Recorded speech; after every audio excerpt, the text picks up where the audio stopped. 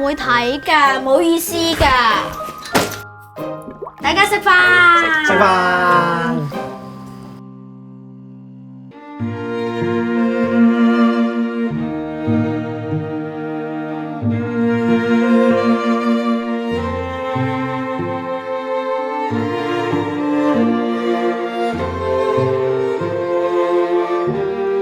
我同老師講咗㗎嘛，我想跑第一棒或者跑第4棒，我跑得最快㗎嘛。媽咪，第2棒冇人會睇㗎，冇意思㗎。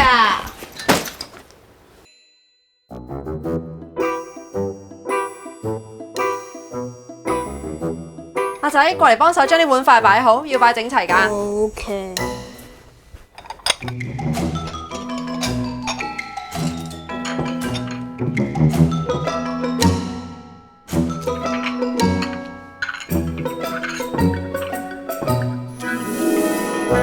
擺得好好喎，幫手攞啲餸出去，今晚有蝦食，倒啲豉油喺每個人嘅豉油碟度。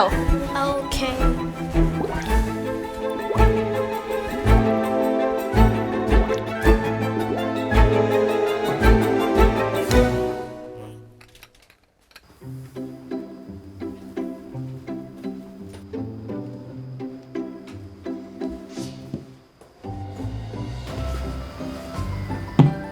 哇！仔啲餸擺得好靚喎，仲冇倒瀉豉油添。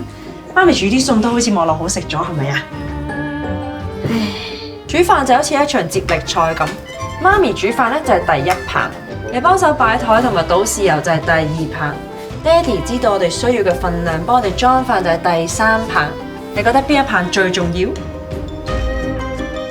都好重要。係喎。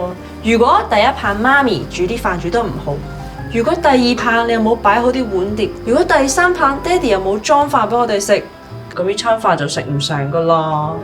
所以最後嗰棒嘅人跑得再快再叻，冇前面嘅人俾好嘅基礎去，都冇辦法贏噶。你跑第2棒就好似你幫手擺啲餸出嚟一樣，你跑得好就等於你將一支最穩嘅棒交俾你前面嘅隊友，佢可以專心咁向前衝。就係因為有你呢個強大嘅後盾，你唔係冇人睇啊，你係成隊英雄之一喎。咁第4棒係咩啊？第4棒咪開飯啦！大家食飯。食飯。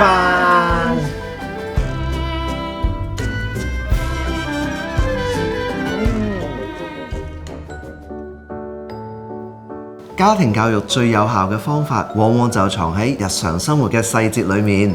故事裏面嘅媽媽好聰明咁用咗煮飯呢個家庭活動，將抽象嘅團體合作概念變成咗仔仔可以親身感受同理解嘅具體經驗。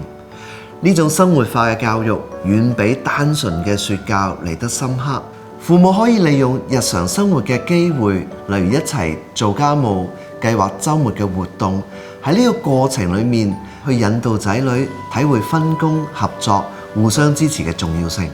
當小朋友喺實踐裏面學會咗責任同埋尊重，就更加容易將呢個價值觀應用到喺學習、興趣同埋未來嘅工作當中，建立健康嘅生活習慣同積極嘅人生態度。